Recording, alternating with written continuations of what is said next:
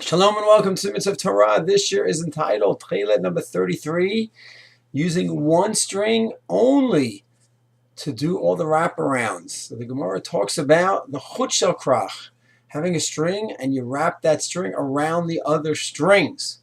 So is it just one string you should have all the way through? Or no, you can have one string do one set of chuliot wraparounds, and then you make your knot, and then you can have another string. You don't have to be careful. It's always the same string. It's not always so easy to know which string is the one that I did the first 7. Then I'm going to do 8 now after the knot. Which string was it? So if you have one string that's clearly much longer than the others, then it's easy to identify it. But is it something that we're makbid on, that we should be careful about to make sure that it's one string and that is the wrapping string? So the Rosh says that in Menachot, in Siman Yud Aleph in the Rosh, and the Menachot says that, the chut shel krach, it seems from the Gemara, you have one string, that's the designated wrapping string. And the Shulchan Aruch in Siman Yud Aleph, Seif Dalid, says you have a chut, that one chut that is longer, and that should be the one that does the wraparounds. Not clear, should that be all the way through?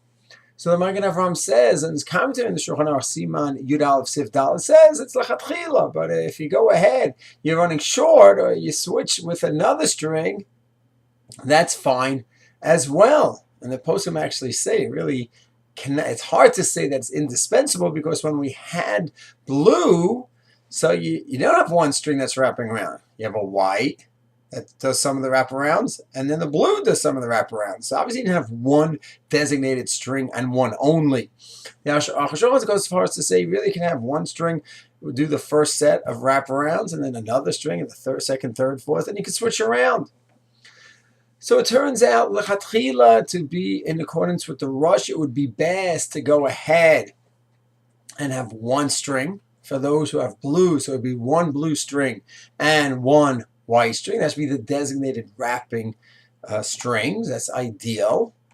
But b'diavad, if there's any problem, Magen Avraham, who's quoted by the Mishnah, says that even if you switch off the strings, that is also fine as well. Shalom.